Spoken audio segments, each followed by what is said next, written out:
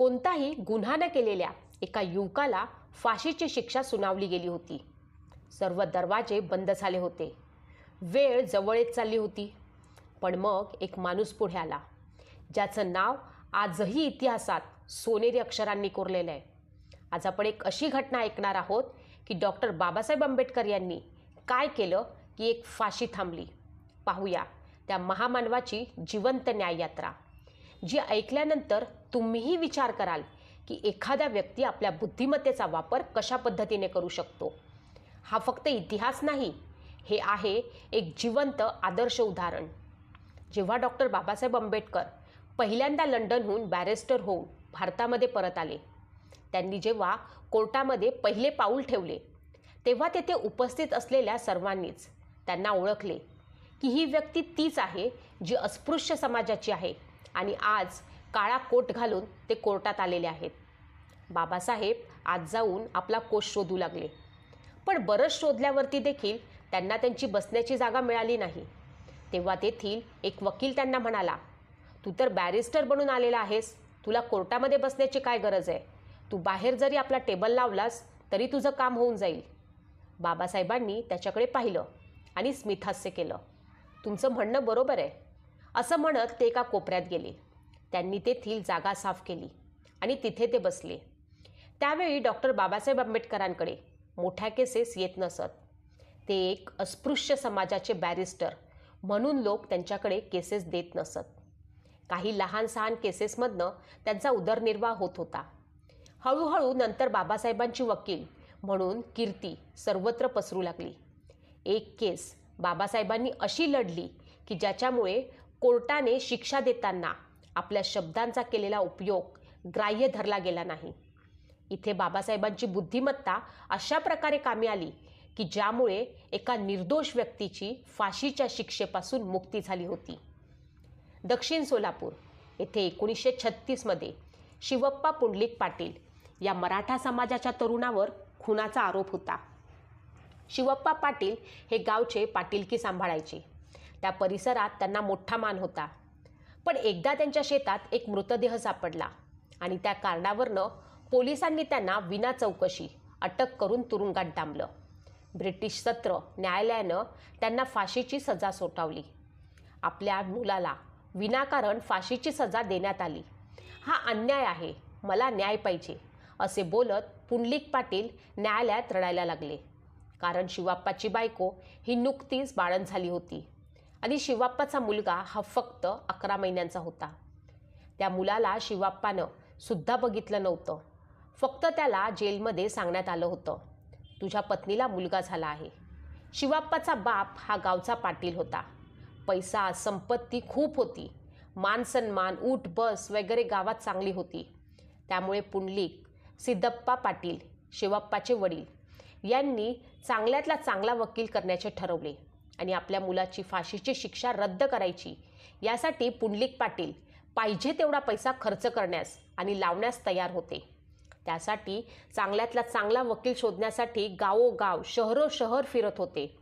खूप वकील कायदेतज्ञ यांच्याकडे पुंडलिक पाटील जाऊन आले, पण त्या सर्वांनी हात वर केले. आता आम्ही काहीच करू शकत नाही.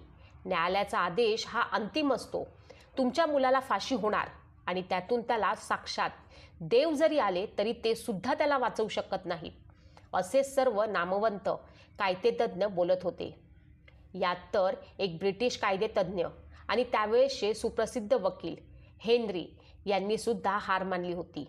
त्यांनी सुद्धा पुंडलिक यांना मी यात काहीच करू शकत नाही असे स्पष्ट सांगितले. या सर्वांचे मत आणि त्यांची भूमिका पाहून पुंडलिक पाटील हताश झाले. ते आता फक्त आपल्या निष्पाप मुलाचा मृत्यू आपल्या उघड्या डोळ्यांनी पाहणार होते. याच्याशिवाय त्यांच्याकडे काहीच नव्हते. असेच काही दिवस गेले. तो फेब्रुवारी महिना होता. पुंडलिक पाटील यांचे विजापूरचे एक नातेवाईक पुंडलिक पाटील यांना भेटण्यासाठी आले होते. त्यांचे नाव अडवणे.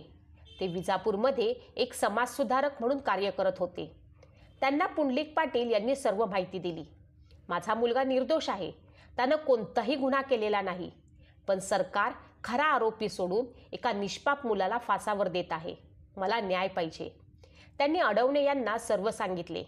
ते कोणाला कोणाला जाऊन भेटले, मोठमोठ्या वकिलांना जाऊन भेटले, पण कुणीच माझ्या मुलाला वाचवण्यासाठी पुढे येत नाही आणि माझी केससुद्धा घेत नाही. पुंडलिक पाटील यांचं सर्व म्हणणं ऐकून घेतल्यावरती अडवणे यांनी त्यांना सांगितलं, आपण एक शेवटचा पर्याय म्हणून बॅरिस्टर डॉक्टर बाबासाहेब आंबेडकर यांना जाऊन भेटू. ते खूप मोठे बॅरिस्टर आणि उच्च कायदेतज्ञ आहेत, ते काहीतरी करतील. असे बोलून अडवणे यांनी पुंडलिक पाटील यांना उद्या आपण मुंबईला जाऊन बॅरिस्टर आंबेडकर साहेबांना भेटू, ते यातून काहीतरी नक्कीच मार्ग काढतील असे सांगितले. अडवणे यांच्या अशा विश्वासाच्या बोलण्यामुळे पुंडलिक पाटील यांच्या आशा उंचावल्या आणि त्यांना आशेचा किरण दिसू लागला. ठरल्याप्रमाणे ते दोघे पुंडलिक पाटील यांच्या ॲम्बॅसेडर कारने मुंबईला निघाले.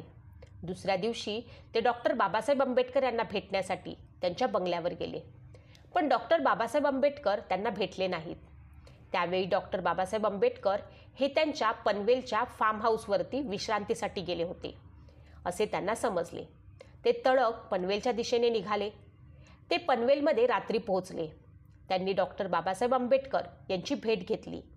ते सरळ बाबासाहेबांच्या पायावरती पडले आणि त्यांनी सांगितलं, काहीही करा, माझ्या मुलाला वाचवा.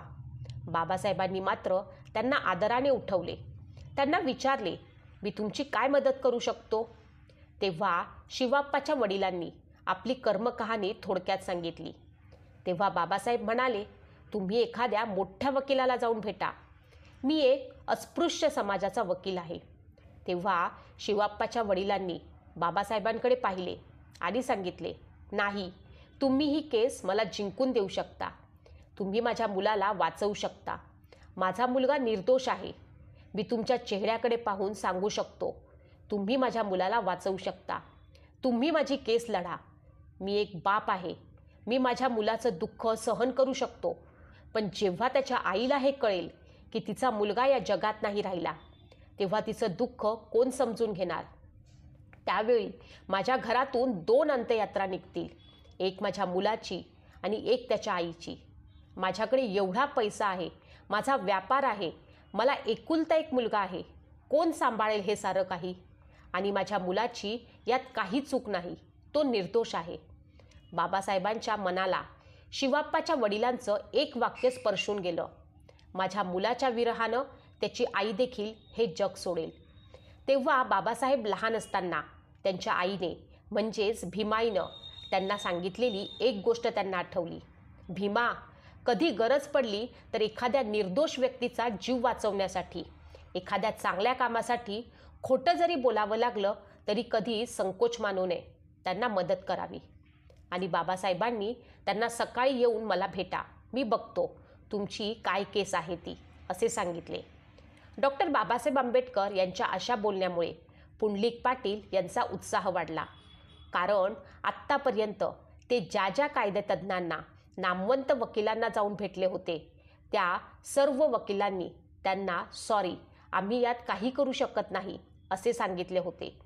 पण डॉक्टर बाबासाहेब आंबेडकर यांनी त्यांना मी बघतो तुमची काय केस आहे, यात मी बघतो हा शब्द फार दिलासादायक पुंडलिक पाटील यांना वाटला आणि त्यांना एक आशेचा किरण डॉक्टर बाबासाहेब आंबेडकर यांच्यामध्ये बघायला मिळाला.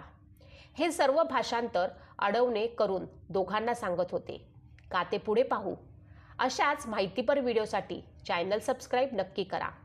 दुसऱ्या दिवशी सकाळी अडवणे आणि पुंडलिक पाटील डॉक्टर बाबासाहेब आंबेडकर यांना येऊन भेटले. त्या दोघांना डॉक्टर बाबासाहेब आंबेडकर यांनी सोफ्यावर बसवून त्यांचे म्हणणे ऐकण्यास तत्पर झाले. पण इथे एक प्रॉब्लेम होता, तो म्हणजे पुंडलिक पाटील हे दक्षिण सोलापूरचे असल्यामुळे त्यांना मराठी येत नव्हतं, ते कन्नड बोलायचे. त्यामुळे डॉक्टर बाबासाहेब आंबेडकर यांना त्यांची भाषा समजत नव्हती. अखेर थोडीफार मराठी येत असलेल्या अडवणे त्यांना त्यांची भाषा भाषांतर करण्यास सांगितले. पुंडलिक पाटील यांचे सर्व म्हणणे ऐकल्यानंतर डॉक्टर बाबासाहेब आंबेडकर यांनी त्यांची फाईल स्वतःजवळ ठेवून घेतली आणि सांगितलं, मी तुमची केस घेतली आहे. मी फाशी सुनावण्याच्या वेळेस कोर्टात येईल आणि याला अजून 6 महिने आहेत. मी येईल तेव्हा कोर्टात आता तुम्ही निश्चिंतपणे जा. ठरल्याप्रमाणे डॉक्टर बाबासाहेब आंबेडकर सोलापूर सत्र न्यायालयात आरोपीची बाजू मांडण्यासाठी हजर झाले. डॉक्टर बाबासाहेब आंबेडकर आले आहे ही वार्ता सोलापूर, विजापूर आणि इतर आजूबाजूच्या गावांना समजली. तेव्हा डॉक्टर बाबासाहेब आंबेडकर यांना पाहण्यासाठी त्या सोलापूर शहराच्या कोर्टात हजारो लाखो लोक जमले होते. डॉक्टर बाबासाहेब आंबेडकर कोर्टात आल्यावरती केस चालू झाली.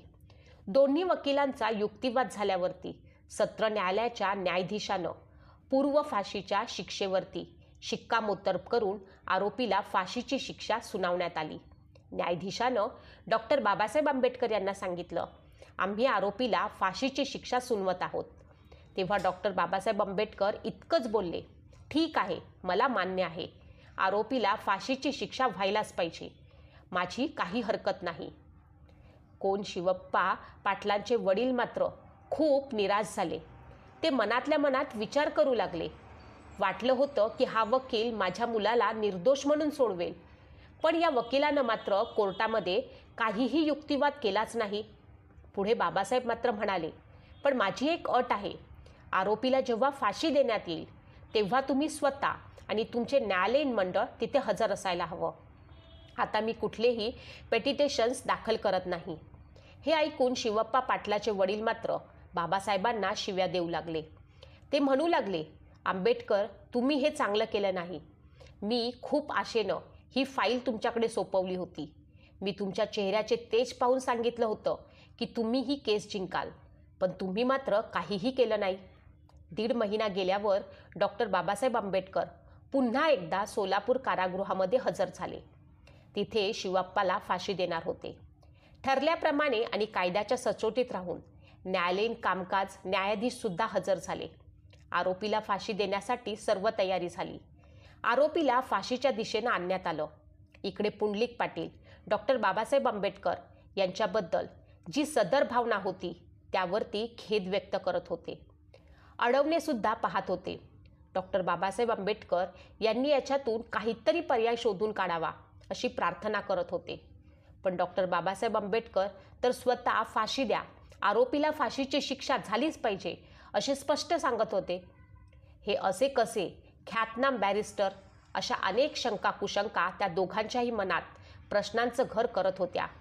इकडे आरोपीला फाशीच्या तख्तावरती आणले, त्याच्यावरती काळा कपडा टाकला. हे सर्व डॉक्टर बाबासाहेब आंबेडकर तिथे बसून बघत होते आणि न्यायाधीश डॉक्टर बाबासाहेब आंबेडकर यांच्याकडे बघत होते. जल्लादानं आरोपी शिवप्पा यांच्या गळ्यात फाशीचा दोरखंड टाकला. त्यावर लगेच बॅरिस्टर बाबासाहेब आंबेडकर यांनी स्टॉप द माय लॉर्ड असे बोलून न्यायाधीशाकडे बघून ओरडले. न्यायाधीशाला काहीच समजलं नाही. बॅरिस्टर बाबासाहेब आंबेडकर पुन्हा ओरडले, stop this activity my lord. न्यायाधीश बॅरिस्टर बाबासाहेब आंबेडकर यांच्याकडे बघत म्हणाले, what is the stupidity questions, why stop the court activity. Barrister Ambedkar म्हणाले, माय लॉर्ड, तुम्ही सजा फक्त फाशी देण्याची ठरवली होती, जीव घेण्याची नाही. तुम्ही सजा पूर्ण झाली. तुमच्या न्यायालयीन कामकाजानुसार आरोपीच्या गळ्यात फास अटकवला, त्यात ती शिक्षा पूर्ण झाली. आता तुम्ही आरोपीला कुठलीही शिक्षा देऊ शकत नाही. आरोपी आता दोषमुक्त झाला आहे. तुमची सजा आरोपीनं पूर्ण भोगली आहे आणि पूर्ण केली. आणि बॅरिस्टर आंबेडकर अर्थात डॉक्टर बाबासाहेब आंबेडकर यांचे म्हणणे त्या ब्रिटिश न्यायाधीशाला मान्य करावे लागले. आणि तेव्हापासून आरोपीला फाशीची सजा देताना मरेपर्यंत फाशी अशी सजा देण्यात येते आणि शिवप्पा यांची निर्दोष म्हणून मुक्तता करण्यात आली. जाता जाता थोडक्यात सांगते, आजही पाटील यांच्या देवघरात डॉक्टर बाबासाहेब आंबेडकर यांचा मूर्तिवजा पुतळा आहे. आजही त्यांच्या घराण्यात देवदेवतांच्या पूजेआधी डॉक्टर बाबासाहेब आंबेडकरांच्या प्रतिमेची पूजा होते. आजची पाटील यांची पिढी डॉक्टर बाबासाहेब आंबेडकर यांची रोज पूजा करते. शिवप्पा पाटलांची आजची पिढी सांगते, बाबासाहेब दैववादी नव्हते. महापुरुषांचे दैवतीकरण करणं समाजहिताचं नाही, तरीही तो महामानव आमच्यासाठी दैवतच आहे. बाबासाहेबांच्या रूपानं आमच्या पाटील कुटुंबासाठी देवच धावून आला. आम्ही त्यांना देवासमान मानतो. जयंतीदिनी ही सर्व कुटुंबीय एकत्र येऊन त्यांच्या प्रतिमेचे पूजन करतो. आम्ही त्यांच्या उपकाराची परतफेड करू शकत नाही. वडिलांची सुटका झाल्यानंतर माझे बंधू गुरुनाथ, बहीण हिराबाई आणि माझा जन्म झाला. अन्यथा आम्ही हे जगही पाहिलं नसतं. पुढे गुरुनाथ आमदार झाला. पाटील घराण्यानं राजकीय क्षेत्रात नावलौकिक कमावला, तो फक्त बाबासाहेबांमुळेच, असे शिवबा पाटील यांचे चिरंजीव म्हणतात.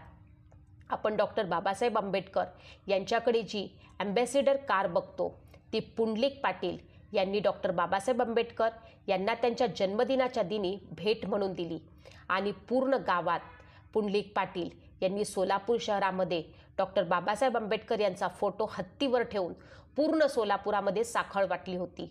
शिवाप्पा पाटीलचा जीव वाचवणं ही फक्त एक केस नव्हती, ती होती एका माणसाच्या हक्कासाठी दिलेली लढाई, जी फक्त कायद्याने नव्हे तर एका थोर माणसाच्या संवेदनशील अंतकरणाने मुत्सद्दी कायदेतज्ञानं जिंकली होती.